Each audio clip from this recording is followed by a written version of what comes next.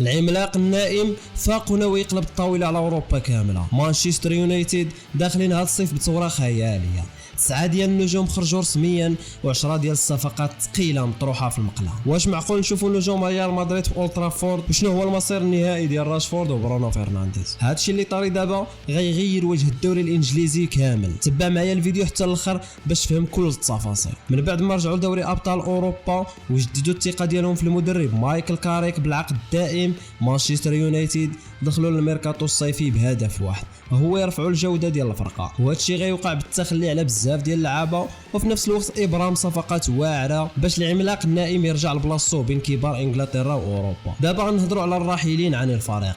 راسموس هويلاند انتقل رسميا لنابولي من بعد ما تحولت الاعاره ديالو لشراء ب 44 مليون يورو. تايلر فريدريكسون المدافع الشاب مشى نهائيا لنادي لوزان. اندري اونانا طرابزون سبور مددوا الاعاره ديالو حتى لصيف 2027. وسته ديال النجوم سالاو العقد ديالهم ومشاو، ومنهم كازميرو اللي سنا مع انتر ميامي، وتيراس مالاسيا مازال ما حددش الوجهه ديالو، وسانشو شافوه الناس كيتريني في المرافق ديال فليكستون، فرقه في الدرجه العاشره في انجلترا، والسميه ديالو مرتبطه باتلتيكو مدريد ولا الريال القطري. وحتى 3 ديال الدراري من الاكاديميه، منهم سوني جيفري وجيمس بايلي ومالاشي شارب. دابا نهضروا على العائدين من الاعاره. ماركوس راشفورد البارسا قرروا ما غاديش يعاودوا يجددوا معاه نهائيا من بعد ما سال الاعاره، واليونايتد ما باغيش يخليه، وهناك اهتمام كبير من فنربخشة التركي باش يضموه. هاري اماس سال الاعاره ديالو مع نورويج سيتي، واليونايتد غيوافقوا يبيعوه الى جاب 6 مليون يورو. توبي كولر راجع من هال سيتي والنادي قال ليه يقلب على شي فرقه باش يمشي نهائيا. راديك فيتيك حارج راجع من بريستول سيتي وقريب ينضم للميدلزبور. ايتان ويتلي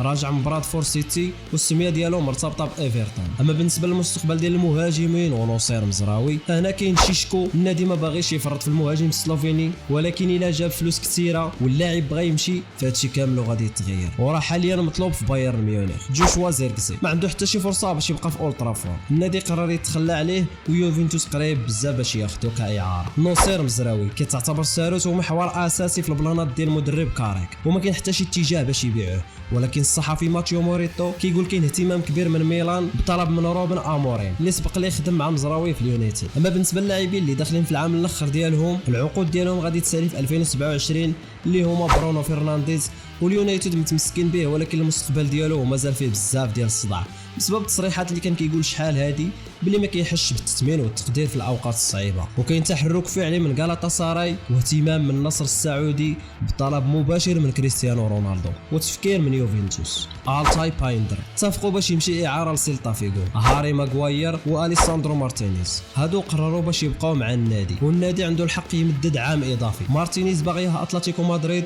ولكن اليونايتد ما باغيينش يبيعوه. لوك شو وتوم هيتون مستبعد جدا باش يمشيو هذا الصيف. دابا غنهضروا على القادمون والصفقات المستهدفه. الصفقات اللي كملت رسميا هي يوري تيليمانس جابوه من استون فيلا ب 41 مليون يورو. اندري سانتوس من تشيلسي ب 56 مليون يورو. كارل دارلو حارس فابر من بعد ما سال العقد ديالو مع ليدز يونايتد. تايان تومسون جناح يلا عنده 18 سنه من توتنهام جابوه ب 4.7 مليون يورو. اما بالنسبه للصفقات المحتمه فاليونايتد عندها 5 ديال المدافعين ولكن خايفين من شي راحل مفاجئ ولا اصابات، حاطين عينيهم على جون لوكومي مدافع بولونيا كخيار اول، وكاينين ترشيحات اخرى بحال موريلو من نوتنغهام ولوكيبا من لايبزيغ وروميرو من توتنهام. اما بالنسبه للظهير الايسر باش يعوضوا مالاسيا فالاولويه هي لويس هول من نيوكاسل، ولكن الصفقه معكسه شويه، داكشي علاش حاطين بدائل بحال لويس كيلي من ارسنال، انتوني روبنسون من فولهام، وخورخي ساليناس من راسينغ سانتوس، وهذا الاخير راه مطلوب حتى في البارسا. اما بالنسبه لخط الوسط من بعد ما تعكست الصفقه ديال ايدرسون من اتلانتا باغيين يزيدوا لعابه اخرين مع سانتوس وتيليمانس. كاين اهتمام بتشواميني من ريال مدريد ولا الزميل ديالو كامافينغا، وكاين تحرك لمانو كوني من روما اللي يقدر يتقام ب 60 مليون يورو، اضافه لكارلوس باليبا من برايتون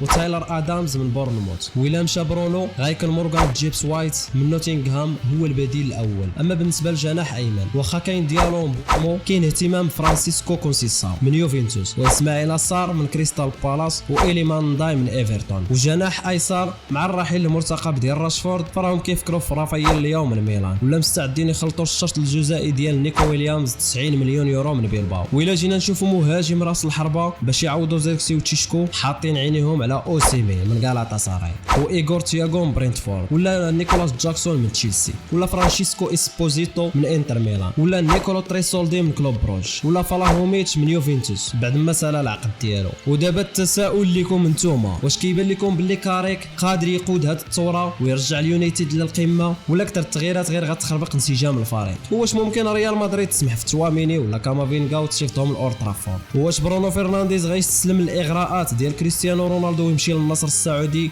ولا غيختار مشروع يوفنتوس؟ وشكون هي الفرقه اللي بغيتو نديروا عليها الفيديو المره الجايه؟ وما تنساوش لايك وبارطاج ومتابعه باش يوصلك الفيديو في اول ما نحطو. نتلاقاو في فيديو جديد.